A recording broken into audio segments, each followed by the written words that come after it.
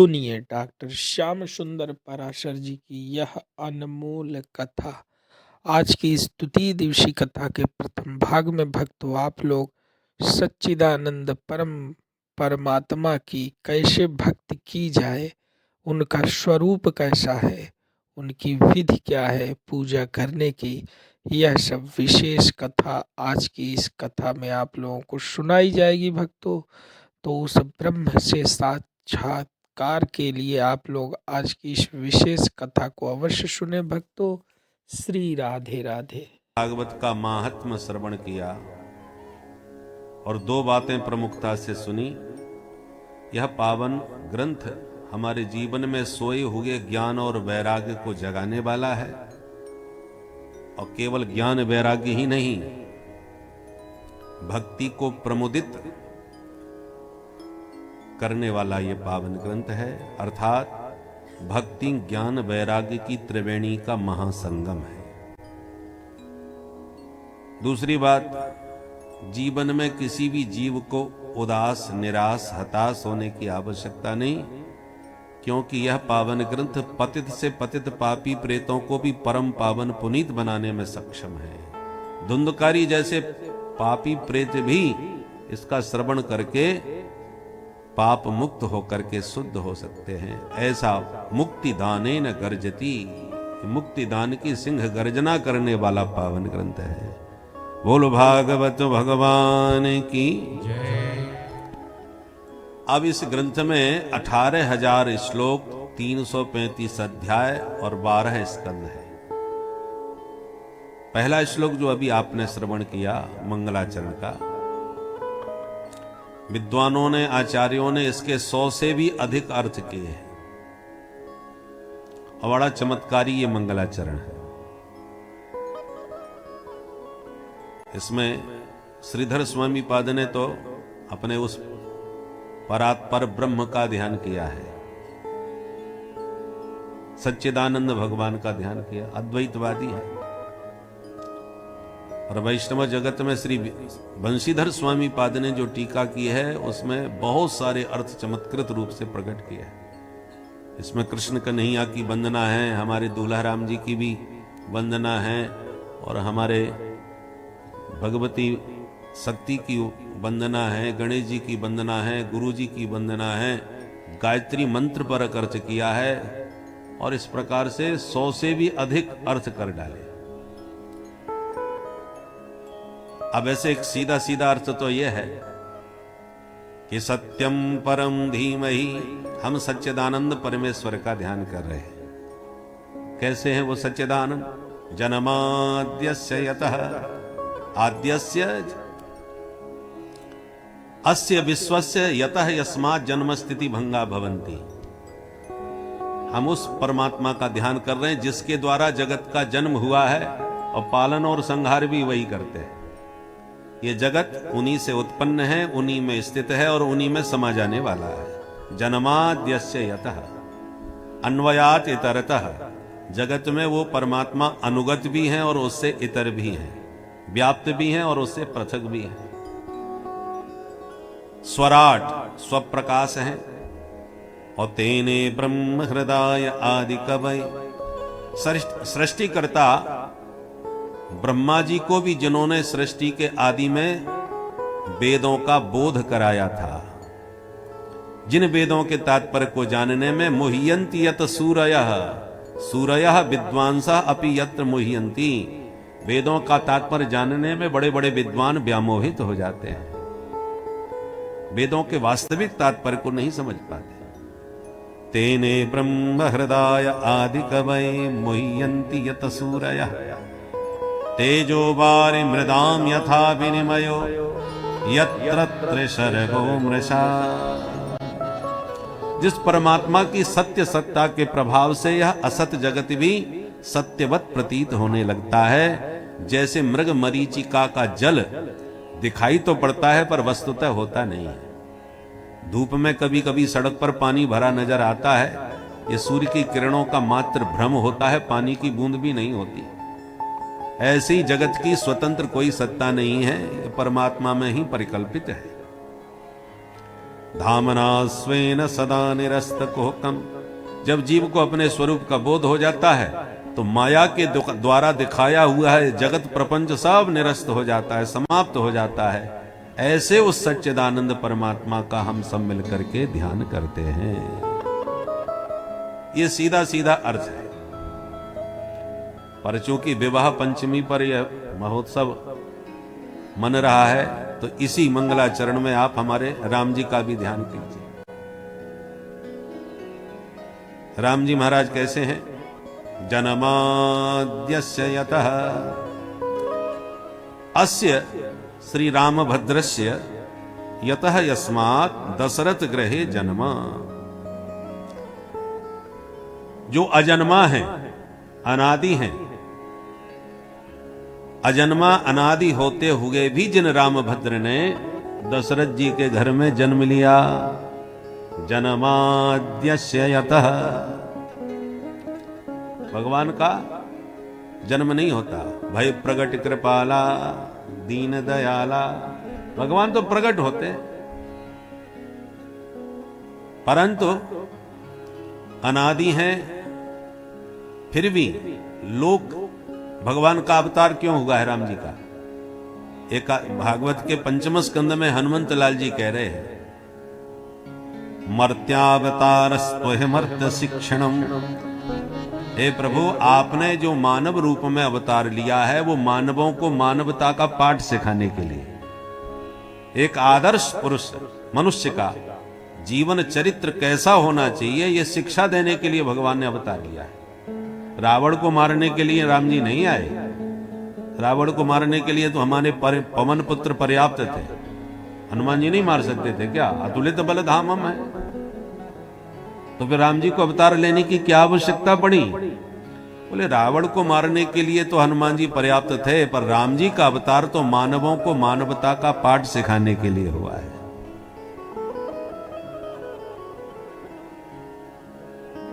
एक तो प्रवचन करके उपदेश दिया जाता है, ऐसा करो ऐसा मत करो, पर भगवान ने प्रवचन करके उपदेश नहीं दिया, आचरण करके उपदेश दिया है। राम जी का आचरण ही उपदेश है। राम जी ने जो किया है सब करो, और हमारे कन्हैया ने जो कहा है बस वही करो। जो किया है उसके चक्कर में मत पड़ो, क्योंकि राम जी हैं मर्यादा पुरुषोत्तम और घनश्याम है हमारी लीला पुरुषोत्तम। राम चरित्र परम पवित्र, पर कृष्ण चरित्र महाविचित्र। इसलिए कन्हैया का तो उपदेश ध्यान से सुनो, और जो किया है वो कोई कर भी नहीं सकता।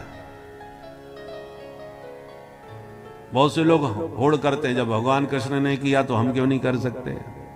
ठीक है, करना ही है तो क्रम से करो, शुभारंभ से करो। भगवान ने सबसे पहले पूतना मौसी का स्तनों का विष पान किया, उसको ठिकाने लगाया। थोड़ा भी आप भी चाक के देख लो, बच जाओ तो अब आगे के काम की सोचो।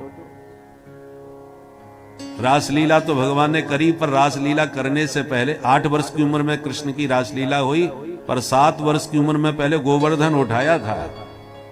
आप भी 7 मन का कोई पत्थर ही उठा के देख लो, 7 दिन तक नहीं, केवल 7 घंटे, संभव नहीं। इसलिए भगवान कृष्ण की लीला सब विचित्र हैं। उन्होंने जो भगवत गीता के रूप में उपदेश दिया है उसका अनुसरण करना चाहिए। तो जन्माद्यस्य यतः अन्वयादितरतः, भगवान का जो राम जी का अवतार हुआ वो सामान्य जीवों की तरह जन्म नहीं लिया। माता पिता के द्वारा हम सब संसारी जीवों का जन्म होता है, पर राम जी का ऐसे नहीं हुआ। संसारोत्पत्ति क्रियात इतरतः, संसार की पद्धति से प्रक्रिया से नहीं, इतरतः माने उससे अलग ढंग से हुआ। अलग ढंग से कैसे हुआ? चरु भक्षणात् पितरौ संबंधा भावः, माता पिता के संबंध से नहीं हुआ, बल्कि अग्निकुंड के द्वारा अग्निदेव ने जो चरु दिया, उस चरु भक्षण के द्वारा जिन रामभद्र का प्रादुर्भाव हुआ। इसलिए संसार की प्रक्रिया से अलग है। जन्माद्यस्य यतोन्वयादितरतः, और जन्म के बाद क्या किए? अन्वयात इतरतः, अनुपश्चात अयात अगच्छत। जन्म लेने के बाद भगवान पहले तो विश्वामित्र जी आए तो वो लेकर के चले गए जनकपुर की तरफ, और फिर वहां से लौट के आए। जब विवाह हो गया तो विवाह के बाद फिर चले गए वनवास की ओर। अन्वयात इतरतः कुत्र अन्वगात पितृवाक्यानुकरणात् वनम गतवान। माता पिता की आज्ञा का पालन करने के लिए जो प्रसन्नता के साथ वनवासी बन गए। त्यक्त्वा सुदुस्त्यज सुरेप्सित राज्य लक्ष्मी धर्मिष्ठ आर्य वचसा यदगादरण्यम। भगवान मूर्तिमान धर्म के अवतार हैं। रामो विग्रहवान धर्मः। राम जी कौन है? धर्म के विग्रह। इसलिए धर्मिष्ठ होने के नाते माता पिता की आज्ञा का पुत्र को किस ढंग से पालन करना चाहिए, कैसे उनका आज्ञाकारी बेटा बनना चाहिए, राम जी ने बन के दिखाया। कोई अपराध हुए बिना भी माता पिता ने कहा 14 साल के लिए वन को चले जाओ, तो मुस्कुराते हुए चले गए, जबकि उनका आज अभिषेक होने वाला था, राज्याभिषेक। जिस अयोध्या के सिंहासन पर राज्याभिषेक होते होते पिता ने आदेश दिया तो तुरंत वन को चले गए। एक बार भी मुंह नहीं बिगाड़ा या कोई प्रत्युत्तर नहीं दिया कि मेरी क्या गलती है, मेरा क्या अपराध है जो मुझे देश निकाला दिया जा रहा है। एक प्रश्न नहीं किया। आज्ञाकारी बेटा हो तो राम जी जैसा हो। सुरेप्सित राज्य लक्ष्मी। अयोध्या की राज्य लक्ष्मी साधारण नहीं है। देवराज इंद्र भी जब आके देखते हैं तो उनका भी मन विचलित हो जाता है कि ऐसे ठाठ तो हमारे स्वर्ग में भी नहीं है। देवता भी जिस वैभव को देखकर ललचाने लगते थे। सुरेप्सित राज्य लक्ष्मी, ये अयोध्या का वैभव था। जो सर्वथा दुस्त्यज है। सुखदेव जी तो कहते हैं सुदुस्त्यज, जिसको त्यागना बहुत ही संभव नहीं, असंभव है। छोटी मोटी कुर्सी नहीं छोड़ी जाती महाराज। सुरेप्सित राज लक्ष्मी को कौन छोड़ सकता है? ये तो राम जी महाराज हैं जो पिता की आज्ञा से मुस्कुराते हुए सब छोड़ करके चले गए। चित्रकूट वासा, अयोध्या को छोड़ करके जिन्होंने वनवासी बनकर के चित्रकूट में निवास किया। अर्थे स्वभिज्ञः रावणादिपद कर्मेषु अभिज्ञः सर्वज्ञः। राम जी जानते हैं कि मुझे क्या करना है। अपने सब लीलाओं को करने के लिए वो सर्वज्ञ हैं, वो सब कुछ जानते हैं। इसलिए भगवान ने मुस्कुराते हुए वन को प्रस्थान किया। और स्वराट, स्वराट माने सीतया सह राजते शोभते इति स्वराट। जो अपनी प्राण वल्लभा जानकी जी के साथ ही सदैव सुशोभित हुए, ऐसे हमारे श्री राम जी महाराज। माता जानकी जी और राम जी देखने कहने में भिन्न भिन्न हैं, वस्तुतः अभिन्न हैं, एक ही तत्व है। कैसे? बोले गिरा अरथ जल बीच सम कहियत भिन्न न भिन्न बंदौ सीता राम पद जिनहि परम प्रिय खिन्न। ऐसे स्वराट स्वसीतया सह राजते, जो सदैव अपनी जानकी जी के साथ ही सुशोभित हुए, ऐसे राम जी। तेने ब्रह्म हृदय आदि कवये, आदि कवये वाल्मीकि हृदय ब्रह्म रामायण ज्ञानम तेने अवतारात पूर्वमेव विस्तारयामास। अर्थात जिन्होंने आदि कवि वाल्मीकि जी के हृदय में अपने अवतार से पहले ही समस्त चरित्रों का प्रकाश करा दिया। राम जी के लीलाएं बाद में हुई। वाल्मीकि जी महाराज ने अपने रामायण में पहले ही उन लीलाओं का वर्णन कर दिया। अवतारात पूर्वमेव विस्तारयामास। इसलिए तेने ब्रह्म हृदय आदि कवये, आदि कवये वाल्मीकि हृदय ब्रह्म माने रामायण ज्ञानम तेने विस्तारितवान। अपने समस्त चरित्रों का प्रकाश वाल्मीकि जी के हृदय में जिन्होंने अवतार से पहले ही कर दिया। जबकि मुह्यन्ति यत सूरयः यत्र रामायण विषये सूरयः विद्वांसोपि मुह्यन्ति मोहम प्राप्नुवन्ति। राम जी के चरित्र अद्भुत और इतने विस्तार पूर्वक हैं कि चरितम रघुनाथस्य शतकोटि प्रविस्तरम एकैकमक्षरम पुंसाम महापातक नाशनम। राम जी के चरित्र अनंत विस्तार में है। रामायण शतकोटि अपारा, अनंत रामायण है जिनके हम नाम भी नहीं जानते हैं। धर्म सम्राट श्री स्वामी कृपात्री जी महाराज ने एक रामायण मीमांसा ग्रंथ लिखा है, कभी आप पढ़ के देखें। सैकड़ों रामायणों की चर्चा उसमें है। कितने, किस क्षेत्र में, किस देश में, किस प्रकार की कौन कौन सी रामायणें चलती हैं, हम ज्यादा से ज्यादा 4-5 रामायणों का ही नाम जानते होंगे। रामचरितमानस, वाल्मीकि रामायण, आनंद रामायण, अध्यात्म रामायण, ऐसे 2-4 रामायणों का ही नाम याद होगा। उसमें सैकड़ों रामायणों का उद्धरण धर्म सम्राट ने दिया है। तो ये तो अब है, इसलिए गोस्वामी जी ने संकेत में कह दिया रामायण शतकोटि अपार। हजारों नहीं है, लाखों नहीं है, करोड़ों, शतकोटि, इतने। और अभी भी लिखते जा रहे। हमारे गुरुदेव भगवान ने, सरकार ने प्रेम रामायण की रचना करी। तो तब हो गया, अब फिर भी इदमित्थम नहीं कहा जा सकता कि बस अब हो गया, अब कुछ कहने के लिए नहीं बचा। इसलिए कहते हैं शतकोटि प्रविस्तरम, अनंत काल तक ये रामचरित लिखता जाएगा, फिर भी इसका अंत होने वाला नहीं। तो मुह्यन्ति यत सूरयः, बड़े बड़े विद्वान राम जी के रहस्य को, संपूर्ण चरित्र को समझने में व्यामोहित हो जाते हैं। राम जी के चरित्र समझ में नहीं आते। भगवान महादेव राम कथा अनादिकाल से गा रहे हैं, फिर भी सती जी मोहित हो गई। राम जी की लीला देख करके सती जी को मोह हो गया। दशानन रावण को मोह हो गया। रावण को सबने समझाया कि वो साक्षात परमात्मा है, वो मानने को तैयार नहीं। मैं कैसे मान जाऊं? मैंने अपनी आंखों से देखा, वो सोने के मृग के पीछे भाग रहा था। अरे सामान्य व्यक्ति भी जानते हैं कि सोने के मृग नहीं घूमते, और वो भगवान होकर के सोने के मृग का शिकार करने भाग रहा था। मैं कैसे मानूं वो भगवान है? भगवान सर्वज्ञ होते हैं, उसको तो इतना भी पता नहीं है कि सोने का मृग नहीं होता। माया मृगम दैत्येप्सितमन्वधावत वंदे महापुरुष ते चरणारविंदम। तो न जाने कितनों को मोह हो गया, बड़ों बड़ों को मोह हो जाता है। गरुड़ को मोह हो गया था, मेघनाथ ने नागपाश में बांध दिए। नारद जी ने गरुड़ से कहा छुड़वाओ, तो गरुड़ ने छुड़वा तो दिए, परंतु खोपड़ी खराब हो गई।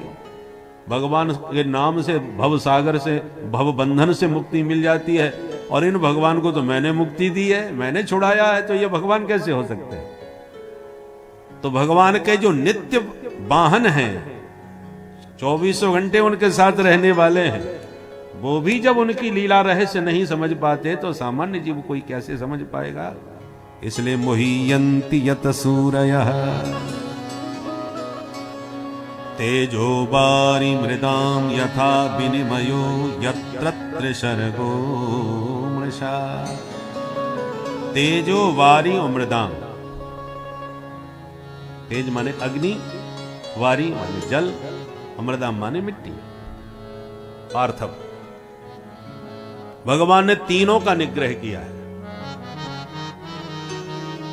अग्नि का स्वभाव होता है जलाने का, भस्म करने का, पर राम जी ने अग्नि के स्वभाव को निग्रह कर लिया और जानकी जी से कहा तुम पावक मह करो निवासा।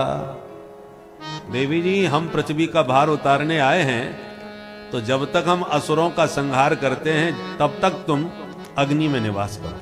अब अग्नि में कोई निवास कर सकता है क्या? परंतु अग्नि में जो दाहकत्व है, जलाने की जो सामर्थ्य है, वो भगवान की दी हुई है। दहत्यग्नि अग्नि में दहन करने की शक्ति प्रभु की दी हुई है। भगवान कहते हैं भागवत में, मद भयात बाति बातोयम सूर्यस्तपति मद भयात बरसतीन्द्रो दहत्यग्नि मृत्युश्चरति मद भयात। जय सिया राम जय जय सिया राम, जय सिया राम जय जय सिया राम, जय सिया राम जय जय सिया राम, जय सिया राम जय जय सिया राम जय जय सिया राम जय जय सिया राम।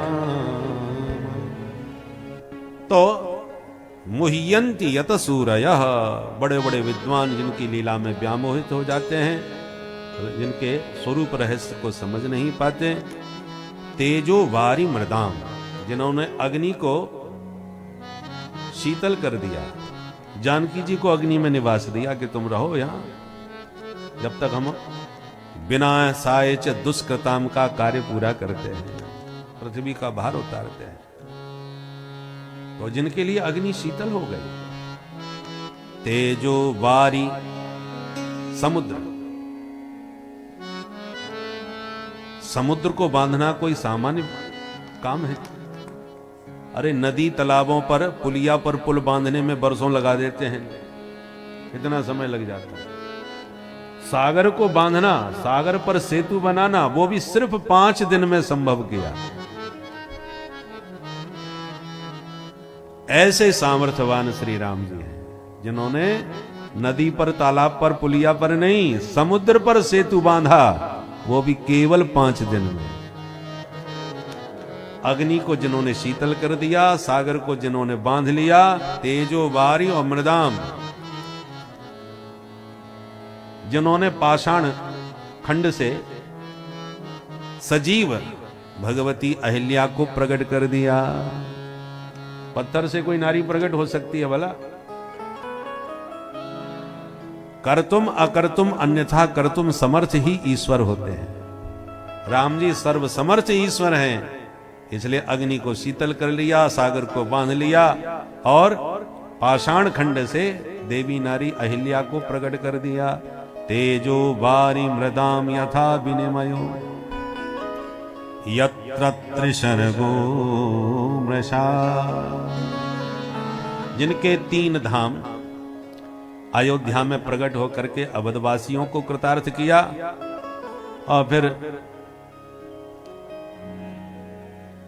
मिथिला में दूल्हा राजा बनकर के मिथिलावासियों को अनुग्रहित किया और फिर वनवासी बन के दंडकारण्य में जाकर के वनवासियों को कृतार्थ किया। वनवासी बन करके बानरों को, भालुओं को भी कृतार्थ किया और लंका में जाकर के निशाचरों का भी कल्याण किया। राम जी का कोप भी कृपा पूर्ण ही होता है। बोलो जय सिया राम। जय सिया राम। जो भक्त हैं उनको अपना करके, दया करके, करुणा करके कृतार्थ किया, और जो अभक्त हैं, जो भक्त कभी बन ही नहीं पाते, उनको भगवान ने अपने कोप रूपी कृपा से कृतार्थ कर दिया। रावण ये जानता है कि होय भजन नहीं तामस देहा, हम तामसी असुरों से कभी भजन नहीं हो सकता, तो कल्याण कैसे होगा फिर? तो राम जी ने कोप की कृपा से कल्याण किया, उसका भी उद्धार किया। एक बार दुष्टों ने भगवान से कहा, प्रभु हम ना होते तो आज आप भी ना होते। भगवान बोले, अच्छा तुम कहना क्या चाहते हो? बोले, हम ये बताना चाहते हैं सरकार, हम आकर के आतंकवाद फैलाते हैं, आपके भक्तों को सताते हैं, वो सब गिड़गिड़ा के रोते हैं, तब आप अवतार लेते हैं। और हमने ही आतंक ना फैलाया होता तो ना ये रोते ना आ पाते। तो आपके बुलाने के कारण तो हम ही बने ना, हमने ही तो आपको बुलाया है। भगवान बोले, बात तो ठीक है, चाहते क्या हो? बोले, यही चाहते हैं कि जब हमारे कारण ही आप आते हैं तो हम पर भी कृपा करो, हमारा भी उद्धार करो। भगवान बोले, तो आप हमारा भजन करो। दुष्टों ने कहा, यदि भजन ही करते तो दुष्ट ही क्यों होते? जो काम हो सके वो बताओ, जो नहीं हो सकता वो मत बताओ। होए भजन नहीं तामस देहा, हम तामसी लोगों से भजन हो ही नहीं सकता, ऐसा काम मत बताओ जो हो ना सके। भगवान बोले तो ये बताओ तुमसे क्या हो सकता है? बोले हमसे लड़ाई झगड़ा करना खूब आता है, हम तामसी लोग हैं, लड़ना भिड़ना खूब जानते हैं, गाली गलौज करना जानते हैं, ये सब हमारे स्वभाव में है। भगवान बोले चलो भजन नहीं कर सकते तो लड़ाई तो करोगे? बोले खूब करेंगे, तो हमसे लड़ाई करो, झगड़ा करो, उससे हमारा कल्याण होगा। भगवान बोले जरूर होगा। बोले लड़ाई करने से झगड़ा करने से कल्याण कैसे हो सकता है? भगवान बोले इसलिए हो सकता है कि देखो भाई, मेरा तो स्वभाव है, तुम जितना ज्यादा मेरा चिंतन करोगे उतनी जल्दी तुम पर कृपा होगी, तुम्हारा उद्धार होगा। तो जब व्यक्ति किसी पर क्रोध करता है, किसी से झगड़ा करता है, उसका चिंतन भी तो बहुत करता है। प्रेमी को तो जब याद करोगे तभी उसकी याद आएगी, और अपने शत्रु को तो तुम भुलाना भी चाहोगे तो भी याद आएगी। कोई आपको कितना भी समझाए कि जो लड़ाई झगड़ा होना था हो गया, आप छोड़ो इन बातों को, कुछ नहीं रखा, भूल जाओ इन बातों। अरे साहब ऐसे कैसे भूल जाएंगे? उसने जो मेरे साथ किया मैं जिंदगी में नहीं भूल सकता। तो कितना भी कोई समझाए फिर भी आप शत्रु को भुला नहीं पाओगे, वो बार बार विवश जबरदस्ती आपको याद आएगा। तो भगवान कहते हैं भाई तुम मित्रता नहीं कर सकते, प्रेम नहीं कर सकते, तो शत्रुता करो। शत्रु के भाव से कम चिंतन तो मेरा ही करोगे ना। बोलो जय सिया राम। जय सिया राम। तो राक्षसों ने कहा ये काम तो हम बहुत बढ़िया कर सकते हैं। इसलिए राम जी ने शत्रु भाव से रावण के संबंध को स्वीकार करके उसका भी उद्धार कर दिया। जब राम जी ने गीधराज जटायु को गोद में लिया और कहा ये तुम्हारी दशा किसने करी, तो गीधराज जी ने सारी कहानी सुना दी। नाथ दशानन यह गति की नहीं, मेरी ये दशा दशानन ने की है, रावण ने। राम जी एकदम कोप में भर गए और कहा तात,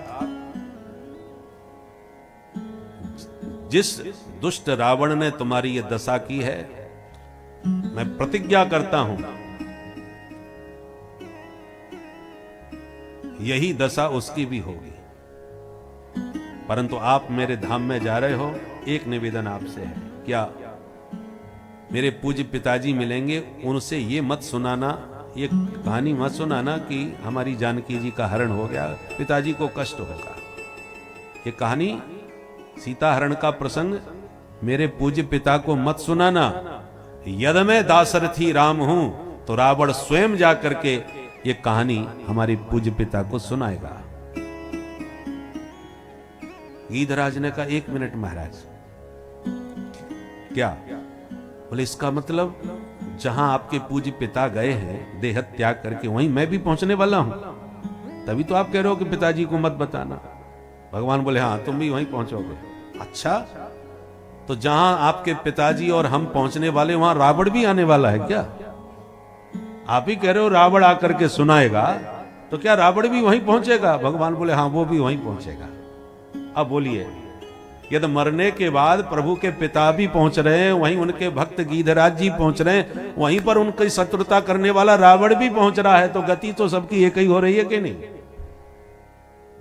पिता के नाते दशरथ जी को, और भक्त के नाते गीधराज जी को, और शत्रु होने के नाते रावण को भी। इसलिए सबकी गति एक ही है भगवान के धाम में। एक गति क्यों है? क्योंकि सबका संबंध भगवान से है। अग्नि का स्वभाव होता है, उसमें क्या कोई भी वस्तु डालो, गंदी से गंदी वस्तु डालो, जंग लगा लोहा डालो, अग्नि का गुण है वो सबको अपना जैसा बना लेती है। अग्नि के ही सदृश हो जाती है वह वस्तु अग्नि में गिर के। उसी प्रकार भगवान भगवान है, भगवान से कैसा भी संबंध जोड़ लो, प्रेम का, मित्र का, शत्रु का, पुत्र का, पिता का, कोई भी नाता, तो हे मोह नाते अनेक मानी ये जो भाव है। कोई भी नाता जोड़ लो, पर नाता यदि भगवान से जुड़ गया तो चिंतन भगवान का चलेगा, और वो चिंतन किसी भी संबंध से चले जीव का कल्याण होगा। उनका स्मरण होना चाहिए बस। तस्मात् केनाप्युपायेन मनः कृष्णे निवेशयेत्। कैसे भी तुम्हारे मन में प्रभु का चिंतन चलना चाहिए। जो चाहो नाता बनाओ, इससे बढ़िया नाता क्या होगा कि ठाकुर जी को बहनों भी बना लो, तो खूब बढ़िया हास्य परिहास भी होता रहे और उस मधुर संबंध से खूब लाड़ लड़ाओ और निरंतर ठाकुर जी का चिंतन इसी नाते बनाओ। भक्तों को इन संबंधों से इस जगत में भी आनंद मिलता है, खूब लाड़ लड़ाते हैं, ठाकुर जी को दूल्हा सरकार बना करके खूब खरी खरी सुनाते हैं। मैथिल रस में कितना आनंद है। तो जीवित रहते ये रस लिया, देह त्याग करके बाद उस परम रस को भी प्राप्त किया। राक्षसों को यह सौभाग्य नहीं मिलता, जीवन भर तो शत्रुता करते हैं, तो परलोक में भले ही एक लाभ मिले, सब एक ही धाम में पहुंचते हैं, परंतु जगत में जो रिझाने का, लाड़ लड़ाने का ठाकुर जी से जो लाभ भक्तों को मिलता है, वो राक्षसों को, असुरों को थोड़ी मिल पाता है। इसलिए लोक परलोक, इहलोक और परलोक दोनों में आनंद लेना है तो ठाकुर जी से बढ़िया संबंध जोड़ना चाहिए। तो यत्र त्रिशर्गो मृषा, भगवान के जितने भी चरित्र हैं, चाहे अयोध्या के हों, चाहे मिथिला के हों, चाहे दंडकारण्य के हों, सभी अद्भुत हैं, दिव्य हैं। धामना स्वेन सदा निरस्तकुहकम्, स्वेन धामना प्रकाशेन समस्तानाम अवताराणाम प्रकाशम निरस्तीकृतम्। अर्थात भगवान के अवतार तो 24 हुए, पर जो रामावतार में भगवान ने रस प्रदान किया है, जो आनंद दिया है, जो राम जी के चरित्र का प्रकाश हुआ है, उतना किसी चरित्र में, किसी अवतार में नहीं हुआ। बोलो जय सिया राम। जय सिया राम। भगवान के अनंत अवतार हैं, उनमें 24 प्रधान हैं। उन 24 अवतारों में राम जी का अवतार सबसे दिव्य है। इसलिए विवाह महोत्सव केवल राम जी का ही मनाया जाता है, कन्हैया का थोड़ी मनाते हैं। कन्हैया के तो हजारों विवाह हुए, किसी भी तारीख, कोई भी तिथि का पता नहीं है कि किस तिथि में किसका विवाह हुआ था। इसलिए कन्हैया का विवाह महोत्सव कहां मनता है। हाँ, राधा कृष्ण विवाह हुआ था, परंतु वो भी अलौकिक विधि से ब्रह्मा जी ने गुप्त रूप से करवाया था, प्रकाशित नहीं हुआ था, गुप्त विवाह हुआ था। प्रकाशित दिव्यता के साथ यदि विवाह हुआ है तो 24 अवतारों में केवल राम जी का हुआ है। इसलिए राम जी के विवाह का महोत्सव जितना धूमधाम से मनाया जाता है, आज भी क्या अद्भुत बारातें निकलती हैं सब जगह, और यहां की बारात तो प्रसिद्ध है ही है, प्रतिवर्ष निकलती है। केवल राम जी का विवाह धूमधाम से हुआ और राम जी का नाम भी सबसे अधिक प्रकाशित हुआ। आप कहीं भी जाइए, अब कुछ समय से राधे राधे लोग ज्यादा बोलने लगे, नहीं तो प्रायः सारी जगह राम राम ही बोला जाता है। और ब्रज क्षेत्र में आज भी, वृंदावन ब्रज क्षेत्र में आप देहात में जाइए, ग्रामीण अंचलों में, तो ब्रजवासी भी आपस में राम राम ही बोलते हैं। तो जहां भी सनातनी होंगे, सबसे ज्यादा प्रसिद्ध राम राम है, राम जी का ही नाम है।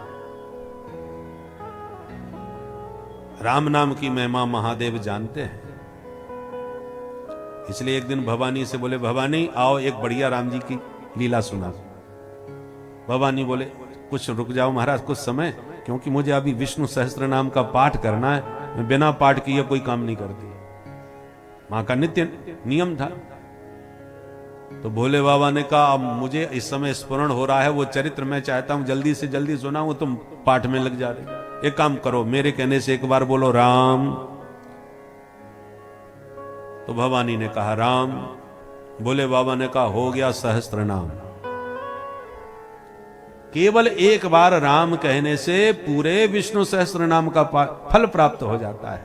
ये महादेव कह रहे, राम रामेति रामेति रमे रामे मनोरमे सहस्त्र नाम तत्तुल्यम राम नाम वरानने। हे वरानने, वरम आननम यस्य।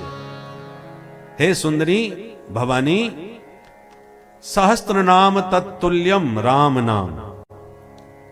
विष्णु सहस्त्र के बराबर एक राम नाम है। ये राम नाम की महिमा है। साक्षात महादेव ने राम नाम की कितनी सरलता पूर्वक महिमा को समझाने का प्रयास यहाँ पर किया कि सहस्त्र विष्णु नाम जपने से भी जो पुण्य प्राप्त होता है, वह पुण्य केवल मन से एक बार आप राम नाम कह देते हैं तो आपको प्राप्त हो जाता है। यह राम नाम भगवान शिव का ही तारक मंत्र है, जिसे वह हमेशा जपते रहते हैं।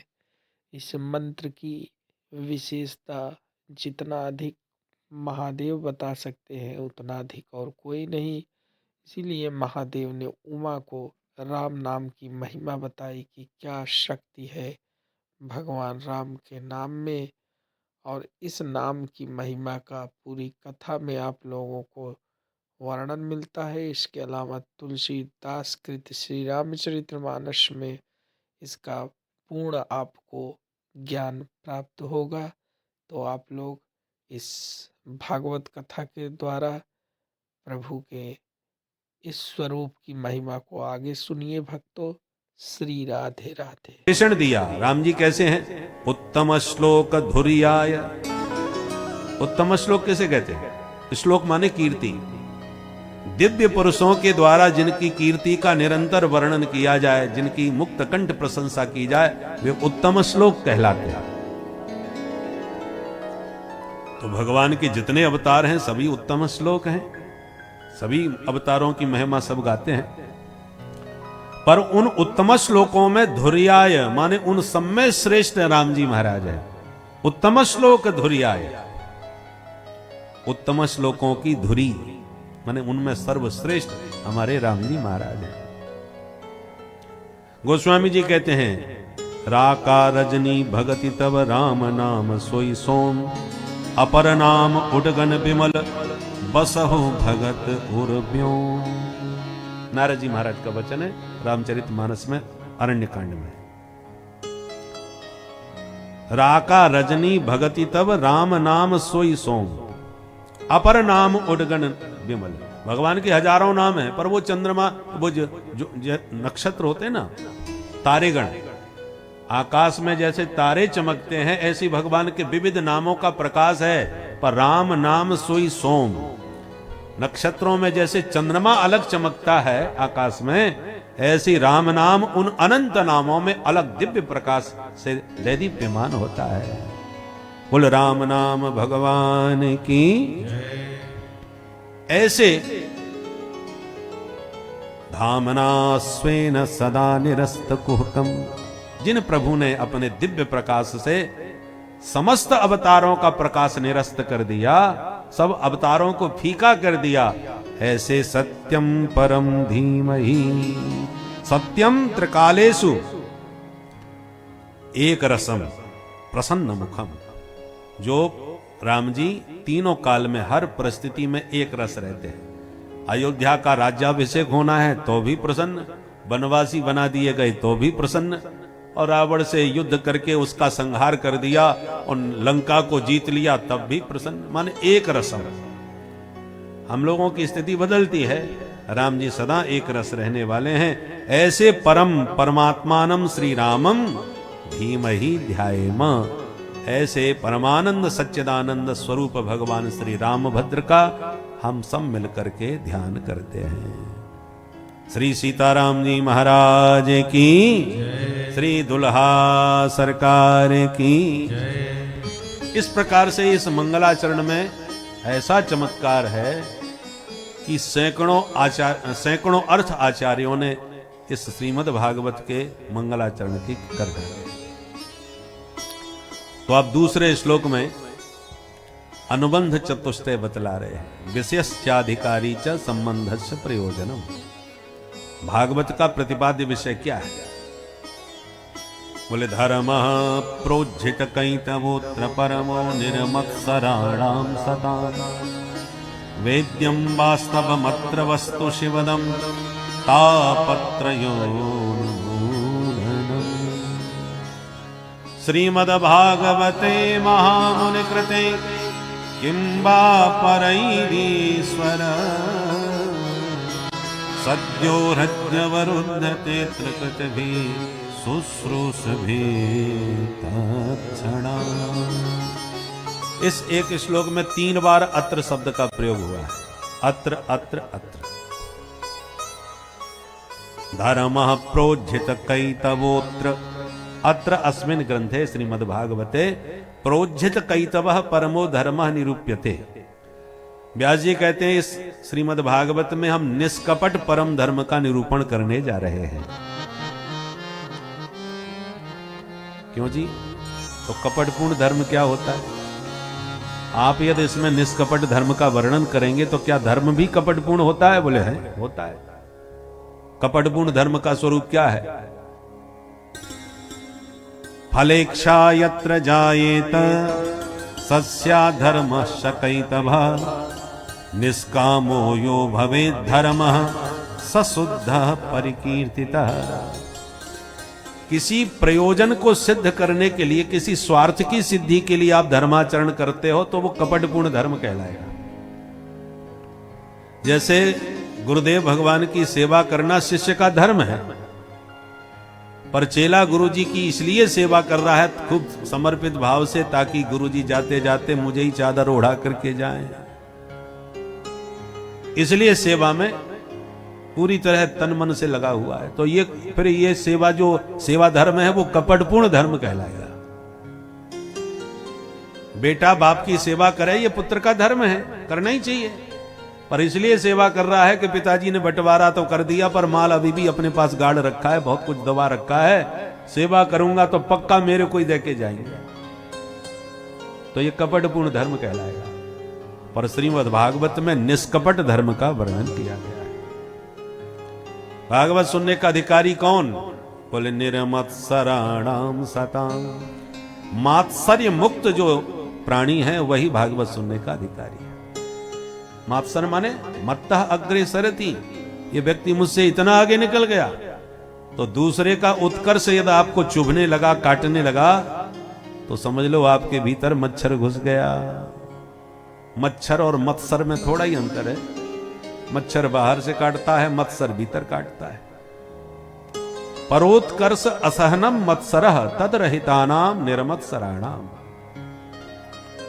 जब दूसरे की प्रशंसा और प्रतिष्ठा से आप प्रमुदित होने लगे, प्रसन्न होने लगे, तब जान लो भागवत सुनने के आप पात्र बन गए, अधिकारी बन गए।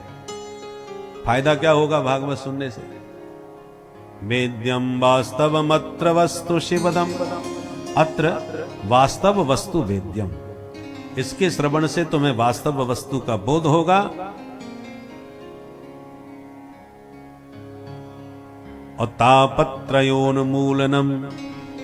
वास्तव वस्तु का बोध होते ही शिवदम, जीव का कल्याण हो जाता है और उसके जीवन से तीनों तापों का सर्वथा प्रशमन हो जाता है। दुखों की, त्रितापों की सर्वथा निवृत्ति हो जाती है। तीनों तापों से छुटकारा मिलेगा। श्रीमद्भागवते महामुनि कृते किं वा परैरीश्वरः सद्यो हृद्यवरुन्धते त्रिकृतभिः शुश्रूषभिः तत्क्षणात्। महामुनि कृष्णद्वैपायन वेदव्यास कृते श्रीमद्भागवते किं वा परहि ईश्वरः। क्या इसका श्रवण करने के बाद भी परमात्मा तुम्हें नहीं मिलेंगे? जरूर मिलेंगे। कब मिलेंगे? तत्क्षणात्, उसी क्षण मिल जाएंगे। किस क्षण? बोले शुश्रूषभिः, श्रोतुम इक्षत भी। सुनने की जहां उत्कंठा तुम्हारे भीतर जगी कि उसी क्षण तुम्हारे हृदय में हरि अवरुद्ध हो जाएंगे।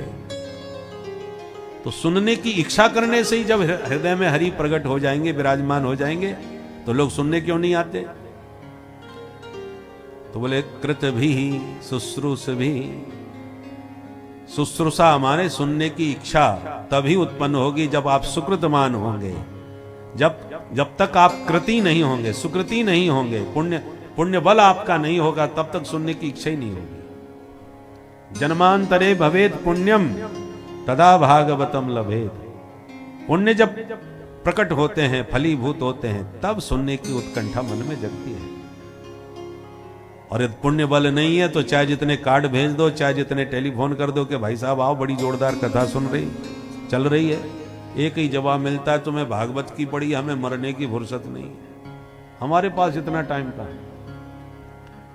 इसलिए कृतभि शुश्रूषवी, श्रोता पुण्यात्मा होगा तभी सुनने की उत्कंठा होगी, और उत्कंठा उत्पन्न होते ही हृदय में हरि विराजते नहीं, अवरुद्धते, कैद हो जाते हैं।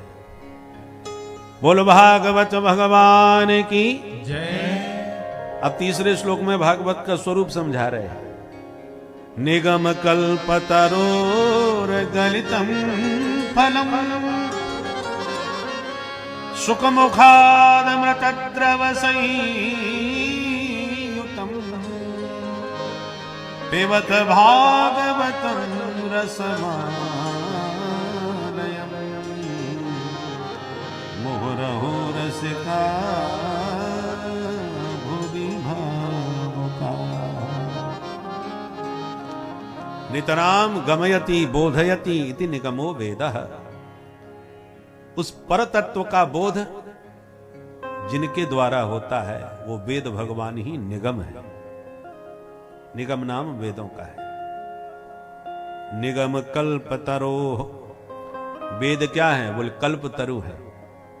कल्पतरु माने कल्पितम संकल्पितम राति ददाति इति कल्पतरु। आपके द्वारा संकल्पित वस्तु को तुरंत जो तुम्हें प्रदान करा दे उसका नाम कल्पतरु। कल्प वृक्ष के नीचे जिस वस्तु का मनोरथ करोगे वही वस्तु आपके सामने प्रकट हो जाएगी। तो वेद की उपमा आपने वृक्ष से क्यों दी? बोले कल्प वृक्ष से इसलिए उपमा दी है कि वेद के मंत्रों से भी आपके मनोरथ सिद्ध होते हैं। महामृत्युंजय मंत्र में वो शक्ति है कि आपकी मृत्यु को भी टाल दे। तो वैदिक मंत्रों में अद्भुत सामर्थ्य है। उन मंत्रों की शक्ति से आप अपने मनोरथ सिद्ध कर सकते हो। तो जो कल्प वृक्ष काम करता है वही वैदिक मंत्र भी काम करते हैं। इसलिए इस वेद को कल्प वृक्ष बतलाया। निगम कल्पतरो, वेद अद्भुत वृक्ष है। वेद कैसा वृक्ष है? इसका बीज क्या है? इसके शाखाएं कौन है? इसके पत्ते कौन है? वेद रूपी वृक्ष का बहुत बृहद वर्णन है। बोले ओंकारः प्रौढ़ मूलः क्रमपद सहित छंद विस्तीर्ण शाखा ऋक्पत्रम साम पुष्पम यजुर्दिग फलो थर्व गंधम दधानः यज्ञच्छाया समेतै द्विज मधुपगणै सेव्यमानम् प्रभाते मध्ये सायं त्रिकालः प्रसरतु सततं पातु मां वेद वृक्षः। वेद वृक्षः मां पातु, ऐसा वेद वृक्ष हम सबकी रक्षा करे। कैसा है वेद वृक्ष? ओंकारः प्रौढ़ मूलः, जो प्रणव है ओम, यही वेदों का मूल है। इसलिए वैदिक विद्वान जब वेद मंत्र बोलते हैं तो सबसे पहले हरि ओम ओंकार का उच्चारण पहले करते हैं, तब वेद मंत्र बोला जाता है, क्योंकि वो उसका बीज है। ओंकार प्रौढ़ मूलः क्रम पद सहित छंद विस्तीर्ण शाखा। वेद की जो शाखाएं ना, जटा पाठ, घन पाठ, ये सब इसकी विशाल लंबी लंबी शाखाएं। आजकल तो वैदिक विद्वान विशुद्ध संहिता पाठी ही मुश्किल से मिलते हैं, बहुत कठिनाई मिलते हैं, परंतु मात्रा बहुत कम है। केवल रुद्राष्टाध्यायी तैयार हो गई, कर्मकांड के मंत्र बस उतने ही जरूरी होते हैं, उतने से काम चल जाता है। महर्षि योगी जी ने इस विषय में बहुत बढ़िया काम किया है। उनके माध्यम से बहुत वैदिक विद्वान तैयार हुए हैं, जिनको सस्वर संहिता भी तैयार है। परंतु जो जटा पाठ है, घन पाठ है, ये बहुत दुर्लभ हो गया। अभी नासिक में जब कुंभ लगा था तब एक वेद मंदिर है जिनका शाखा हमारे वृंदावन धाम में जो स्रोत मुनि आश्रम है उन्हीं का है। श्री गंगेश्वर धाम, गंगेश्वर जी महाराज जो प्रज्ञा चक्षु थे, वेदों के महान विद्वान हुए। उन्होंने जहां जहां भी स्थापना करी वो वेद मंदिरों की स्थापना करी। अभी हमने अमेरिका में भी देखा उनका, वहां पर भी वेद मंदिर है। तो नासिक में जो वेद मंदिर है वहां पर हमारी जब भागवत हुई तो सायंकाल तो भागवत होती थी और प्रातः काल 12 ब्राह्मणों के द्वारा वेदों का घनपाठ हुआ था। प्रातः काल 6 ब्राह्मण इधर 6 ब्राह्मण उधर, दोनों 2 लाइन में बैठते थे। और पूरा हमको प्रसन्नता तब हुई कि वो 12 ब्राह्मण केवल ग्रंथ जरूर आगे रखा था पर बिना खोले बिना देखे सस्वर पूरा घनपाठ उन्होंने किया। हम दर्शन करते थे तो हमको बड़ी प्रसन्नता इस बात की, कम से कम बीज रूप में ये ज्ञान विज्ञान बचा हुआ है। हमने पूज्य महाराज जी से जब पूछा कि ये इतने विद्वान आप कहां से ले आए, बोले पूरे भारतवर्ष से ढूंढ ढूंढ करके लाए हैं। जहां जहां भी घन पाठ करने वाले विद्वान मिले उन सबको ढूंढ करके हमने ये 12 इकट्ठे किए हैं। और ये परंपरा बनी रहे, ये वैदिक ज्ञान विलुप्त न हो जाए, इसलिए इसका पारायण हम कराते हैं। तो आज भी वो परंपरा चला रहे हैं, पर दुर्लभ है घनपाठी विद्वान। तो ये सब क्या है? वेद की शाखाएं हैं, विशाल डालियां। ऋग पत्रम, जो ऋग्वेद है वो वेद रूपी वृक्ष के पत्ते हैं। साम पुष्पम, जो साम वेद है वो उसके बढ़िया बढ़िया फूल हैं रंग बिरंगे। यजुर दिक्फल, यजुर्वेद है वो उसके सुंदर रसीले फल हैं। अथर्व गंधम दधान, जो अथर्व वेद है वो उसकी सुगंध है। यज्ञशाया समेत ही, ये जो बड़े बड़े यज्ञ किए जाते हैं वेद मंत्रों के द्वारा, ये वेद भगवान की सुंदर शीतल छाया है। यज्ञों से, यज्ञों के द्वारा सारी प्रकृति का शोधन होता है और समस्त जीवों का कल्याण होता है। आप भंडारा पवाओगे तो जो आपसे संबंध रखते हैं वो ही पाने आएंगे। जो विधर्मी हैं वो नहीं आएंगे, जो आपसे बैर विरोध मानते हैं वो नहीं आएंगे। परंतु जब आप यज्ञ करेंगे और यज्ञ में आहुति देंगे तो उसकी जो दिव्य सुगंध निकलेगी तो विधर्मी के घर को भी शुद्ध करेगी, और वही यज्ञ का धुआं आपके शत्रुओं के घर में जाकर के जो शत्रुता मानते हैं उनके घर को भी पवित्र करेगा। यज्ञ से सबका मंगल होता है। अभी तो वैज्ञानिकों ने रिसर्च करके ये सिद्ध कर दिया है कि यज्ञ के धुआं, प्रतिदिन यज्ञ होवे तो यज्ञ के धुआं से ही ये जो ओजोन परत में छिद्र हो गया है वो ठीक किया जा सकता है। यज्ञ के धुआं से ही उसको शुद्ध किया जा सकता है, अन्यथा बहुत घातक सिद्ध हो रही है। तो हमारे यहां पहले प्रत्येक ब्राह्मण घर घर में नित्य हवन करते थे, अग्निहोत्र। अग्निहोत्री ब्राह्मण नित्य अग्निहोत्र करते थे, क्योंकि यज्ञ का जो धुआं, माताएं भोजन में कुछ न बने तो जब भोजन का भोग लगने के ठाकुर जी ना हो तो वो चूल्हे में ही थोड़ा सा हवन कर देती थी, घी शक्कर रोटी में थोड़ा मिला करके छोड़ देती थी, कैसे भी, क्योंकि अग्नि में घृताहुति, मुख्य रूप से घी शुद्ध होना चाहिए। आज तो घी ही शुद्ध नहीं मिलता। तो यज्ञ करना इसलिए कठिन है क्योंकि वस्तु पवित्र मिले वो बड़ा बहुत कठिन है। पर शुद्ध मंत्रों से हवन हो तो हवन के उस यज्ञ के धुआं से प्रकृति एकदम शुद्ध हो जाती है। आज प्राकृत आपदाएं जो भयंकर आती हैं उसका बहुत बड़ा कारण है यज्ञ का धुआं तो प्रकृति को मिल नहीं रहा, फैक्ट्रियों का धुआं निकल रहा है जबरदस्त, सारा वातावरण प्रदूषित हो रहा है। इसलिए प्रकृति को शुद्ध करके रखना है तो जब तक हम प्राचीन पद्धति को नहीं अपनाएंगे, ऋषि मुनियों की परंपरा को स्वीकार नहीं करेंगे, तब तक ये प्रकृति का शोधन नहीं होगा। और प्रकृति यदि क्षुब्ध हो गई, कुपित हो गई तो तुम कितना भी विकास कर लो, एक प्रकृति का थप्पड़ सहन नहीं होगा।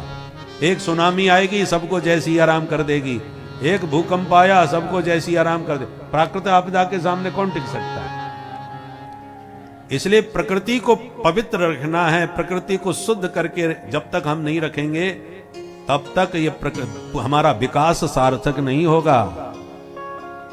इसलिए विकास करना है तो वैदिक विधि से ऋषियों की परंपरा को समझते हुए विकास करोगे, तब विश्व का मंगल होगा, कल्याण होगा, स्वस्थ सुविश्वस्य खल प्रसीदता।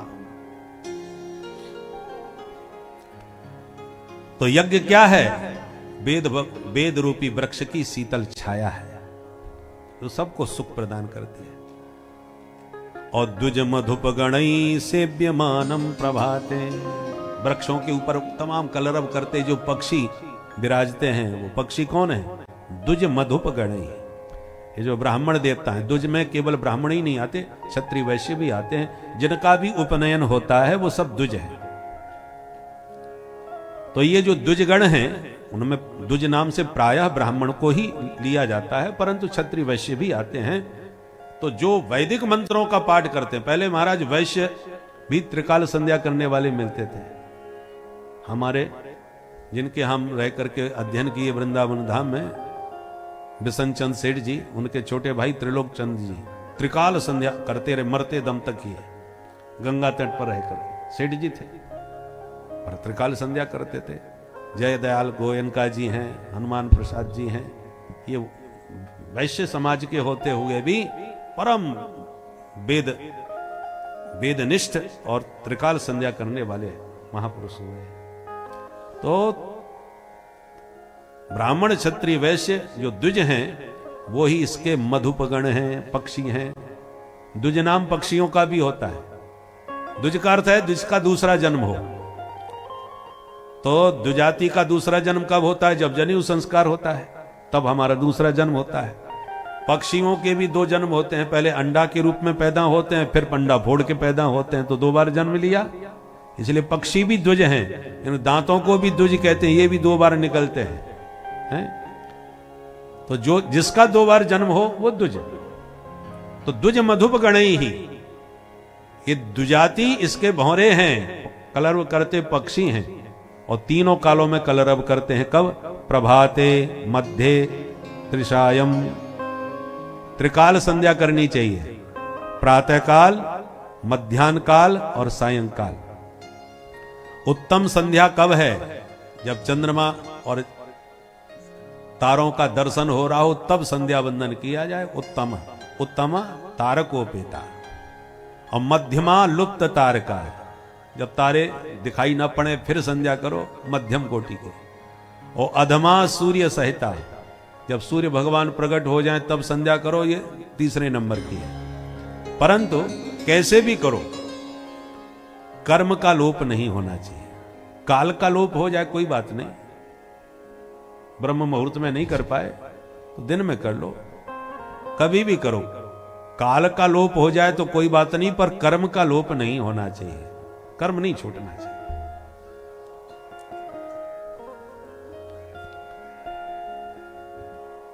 तो जिस वेद वृक्ष का द्विजातिगण मध्याह्न में, सायंकाल और प्रातःकाल सेवन करते हैं, कलरव करते हुए उसका गान करते हैं, ऐसा पातुमाम वेद वृक्ष, ऐसा वो विशाल वेद रूपी वृक्ष हम सबका मंगल करें, हम सबका कल्याण करें। बोल वेद भगवान की। तो निगम कल्पतरोह गलितम फलम, उस वेद रूपी विशाल वृक्ष का परिपक्व पका हुआ रसीला फल श्रीमद् भागवत महापुराण है। किसी ने कहा महाराज वेद रूप की ऊंची डाली से भागवत रूपी रसीला पका हुआ फल नीचे टपका तो फूट भी गया होगा। तब श्रीधर स्वामी पाद कहते नहीं नहीं फूटा हुआ नहीं है। तो क्यों नहीं फूटा? बोले धम्म से नीचे नहीं गिरा, डाली प्रति डाली सहयोग से धीरे धीरे धरा पर आया। श्रीमन नारायण की डाली से टपका तो ब्रह्मा की डाली पर अटका, पर ब्रह्मा की डाली से टपका तो नारद की शाखा पर लटका, फिर नारद की शाखा से टपका तो व्यास की शाखा पर अटका, फिर व्यास की शाखा से टपका तो सुख शाखा पर लटका, फिर सुख शाखा से टपका तो परीक्षित के माध्यम से समस्त रसिकों को उपलब्ध हो गया। बोलो भागवत भगवान की जय। तो शिष्य प्रशिष्य शाखा पल्लव परंपराया सनई सनई अखंड मेवावतीर्णम न तो उच्च निपाते न स्फुटितम। फूटा हुआ नहीं है, साबुत है, रसीला भी है। अच्छा हमारा ये बताओ खट्टा है कि मीठा? व्यास जी बोले बहुत जबरदस्त मीठा है। बोले कैसे माने? बोले तोता जिस फल में मुंह मार दे तो फिर आंख मूंछ के समझ लेना चाहिए मीठा ही निकलेगा। मेरे भागवत रूपी फल में भी तोते का मुंह लगा है। कौन से तोते का? बोले शुक मुखात अमृत द्रव संयुतम। व्यासनंदन परमहंस शिरोमणि सुखदेव जी का मुख लगा है इसमें, इसलिए गारंटी से कह सकते हैं कि बहुत मधुर है। अमृत द्रव, अमृत के समान मधुर है। अखिलम मधुरम, मीठा ही मीठा है। पेबत भागवतम रसमालयम मुहुरहो रसिका भुवि भावुका। व्यास जी कहते हैं अहो रसिका, हे रसिक जनो, हे भावुक जनो, आओ और इस परम अद्भुत मधुराति मधुर रस का कर्णपुटों से पान करो। पिबत। बोले बा महाराज, अभी अभी आप कह रहे थे कि गलितम फलम, ये फल है, पका हुआ फल। अब कह रहे हो पिबत, पियो। फल कहीं पिए जाते हैं? फल को खाया जाता है, चूसा भी जाता है, पिया नहीं जाता। तो आप कैसा फल बता रहे हो जो पिला रहे हो? व्यास जी कहते हैं इसलिए पिला रहे हैं कि इस फल में ना छिलका है, ना गुठली, ना बीजा, प्योर रस ही रस भरा हुआ है। रसो वैसा, रस स्वरूप फल है, इसलिए कर्ण पुट ही पिबंत्य। कान के दोनों में भर भर के चकाचक ये रस पान करो, क्योंकि ये रस केवल तुम्ही को मिल रहा है और ब्रह्मांड में कहीं नहीं मिल रहा। स्वर्गे सत्ये च कैलासे वैकुंठे नास्तयम रसः अतः पिबन्तु सद्भाग्या मामा मुंचन करहि चित। हे सद्भाग्यशालियों, स्वर्गे सत्ये कैलासे अपि अयम रसः नास्ति, वैकुंठे अपि अयम रसः नास्ति।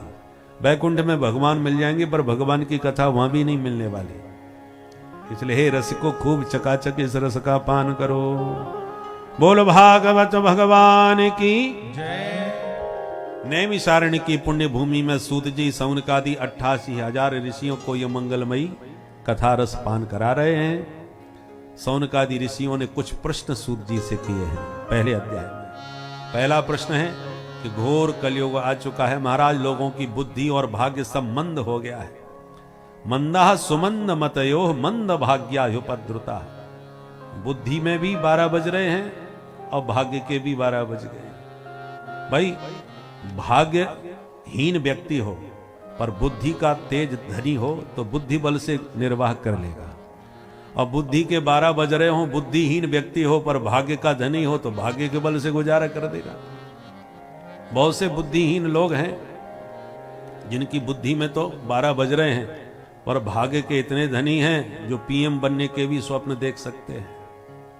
बोलो राधे राधे राधे। प्रधानमंत्री बनने के भी स्वप्न देखने लगते हैं, भले ही बुद्धि में 12 बज रहे हो, परंतु भाग्य बल है इसलिए। और कुछ बल तो रहना चाहिए, भाग्य का बल हो या बुद्धि का बल हो।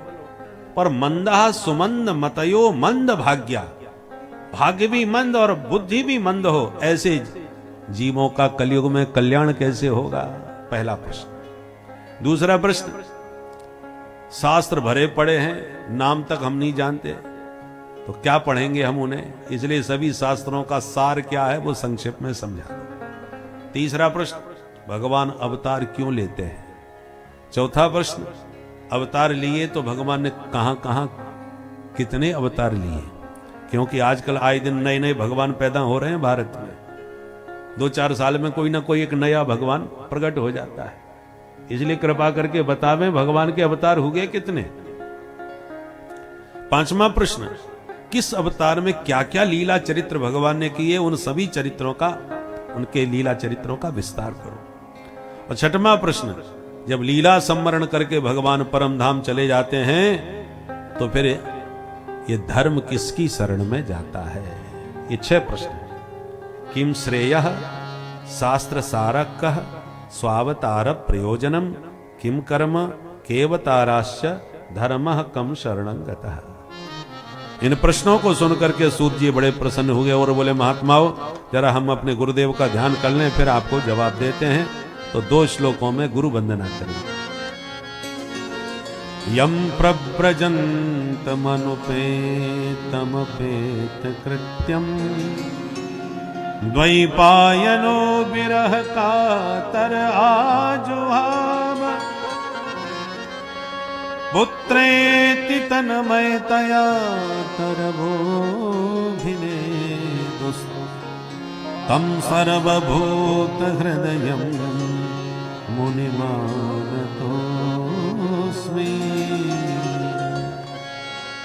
यस्वानुभावमखिलश्रुतिसारमेक मध्यात्मदीपमतितितीर्षितान्तमोघम् संसारिणां करुणयाः पुराणगुह्यम् तं व्याससूनुमुपयामि गुरुं मुनीनाम् तं व्याससूनुमुपयामि गुरुं मुनीनाम्। इन दोनों श्लोकों में सुखदेव जी का ध्यान है।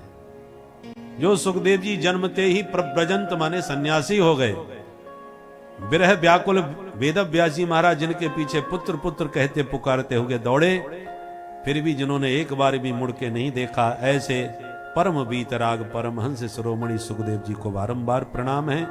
जिन्होंने समस्त श्रुतियों का सार निकाल करके श्रीमद् भागवत के रूप में ऐसा अध्यात्म का दीपक जलाया कि जितने जीव अज्ञान के अंधकार में भटक रहे थे उन सबको दिव्य रास्ता अध्यात्म पथ का दिखा दिया। ऐसे अध्यात्म पथ प्रदर्शक जगत गुरु भगवान व्यास नंदन सुखदेव जी के श्री चरणों में बारंबार प्रणाम है। बोलो गुरुदेव भगवान की जय। गुरु वंदना में हमारे पूज्य सरकार बहुत सुंदर एक पद का विनय बल्लरी में गाते हैं, उसी पद के द्वारा हम भी अपने गुरुदेव भगवान का ध्यान करें। अघियन अगहरन देव, अघियन अगहरन देव, अघियन अगहरन देव, अघियन अगहरन देव, सदगुरु सुखकारी। अघियन अगहरन देव, अघियन अगहरन देव, सदगुरु सुखकारी। अघियन अगहरन देव, अघियन अगहरन देव, आरत हर प्रभु कृपाल, आरत हर प्रभु कृपाल, दीन बंधु प्रणत पाल, दीन बंधु प्रणत पाल, आरत हर प्रभु कृपाल, दीन बंधु प्रणत पाल, आरत हर प्रभु कृपाल, दीन बंधु प्रणत पाल, सुधा सिंधु रसहि मोर, सुधा सिंधु रसहि मोर, सुधा सिंधु रसहि मोर, सुधा सिंधु रसहि मोर, अभय करन हारी। अघियन अगहरन देव, अघियन अगहरन देव, सदगुरु सुखकारी। अघियन अगहरन देव, अघियन अगहरन देव, मंत्र तारक भानु समान, मंत्र तारक भानु समान, दय हरहि घोर तमा, दय हरहि घोर तमा, मंत्र तारक भानु समान, दय हरहि घोर तमा, मंत्र तारक भानु समान, दय हरहि घोर तमा, ज्ञान ज्योति परम छाय, ज्ञान ज्योति परम छाय, ज्ञान ज्योति परम छाय, ज्ञान ज्योति परम छाय, जनहि करत पारी। अघियन अगहरन देव, अघियन अगहरन देव, सदगुरु सुखकारी।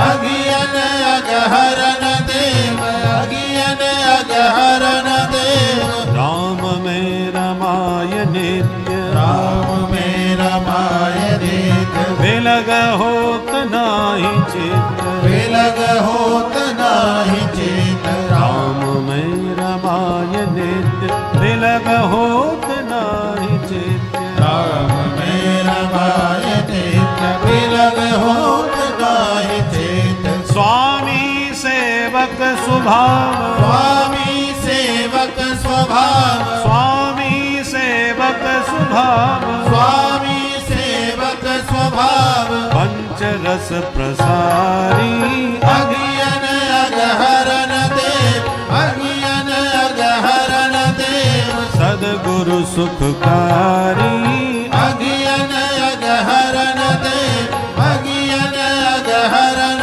देव, झरना झर झरत झार, झरना झर झरत जार, हृदय बीच रस सुखार, हृदय बीच रस सुखार, झरना झर झरत झार, हृदय बीच रस सुखार, झरना झर झरत जार, हृदय बीच रस सुखार, श्री हर्षण ही हरण हार, श्री हर्षण ही हरण हार, श्री हर्षण ही हरण हार, हर्षण ही हरण हार, श्री हर्षण ही हरण हार, श्री हर्षण ही हरण हार, गुरु पर सब बारी, अज्ञन अगहरन देव, अज्ञन अगहरन देव, सदगुरु सुखकारी, अज्ञन अगहरन देव, अज्ञन अगहरन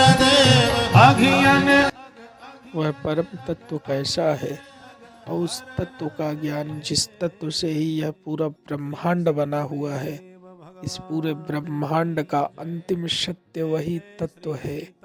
वह तत्व कण कण में व्याप्त है और उसे ही परम तत्व वेदों में कहा गया है।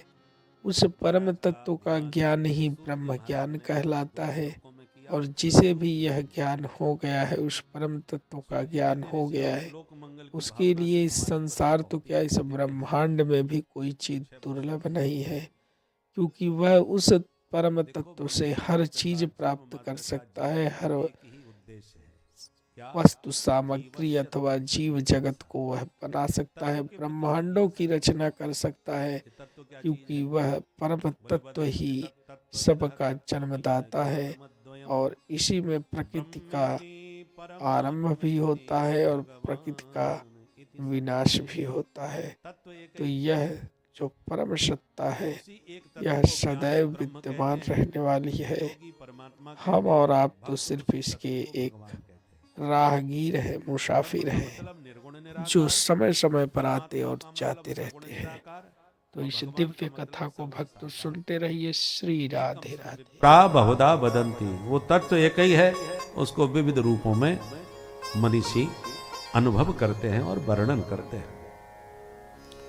सूत जी कहते हैं, ऋषियों, उस तत्व को जानते ही जीव के सारे अज्ञान की ग्रंथियां खुल जाती हैं और विद्यते हृदय ग्रंथि छिद्यन्ते सर्व संशया, उसके मन के संशय भ्रम सब मिट जाते हैं। और क्षीयन्ते चास्य कर्माणि, उसके जितने भी कर्म बंधन हैं, तीनों प्रकार के कर्म, क्रियमाण, संचित और प्रारब्ध, सब क्षीण हो जाते हैं। कब? दृष्ट एवात्मनीश्वरे, उस आत्म तत्व का, उस परम तत्व का साक्षात्कार होते ही ये सब उसकी ग्रंथियां खुल जाएंगी, संशय मिट जाएंगे, कर्म बंधनों से जीव विनिर्मुक्त हो जाता है। इसलिए मानव शरीर में ही उस तत्व को आप जान सकते हो, पशु पक्षियों के देह से थोड़ी जान पाओगे। और इसलिए भगवान विविध अवतार लेकर के वह एक तत्व ही विविध रूपों में प्रकट होते हैं। 24 अवतारों का वर्णन किया।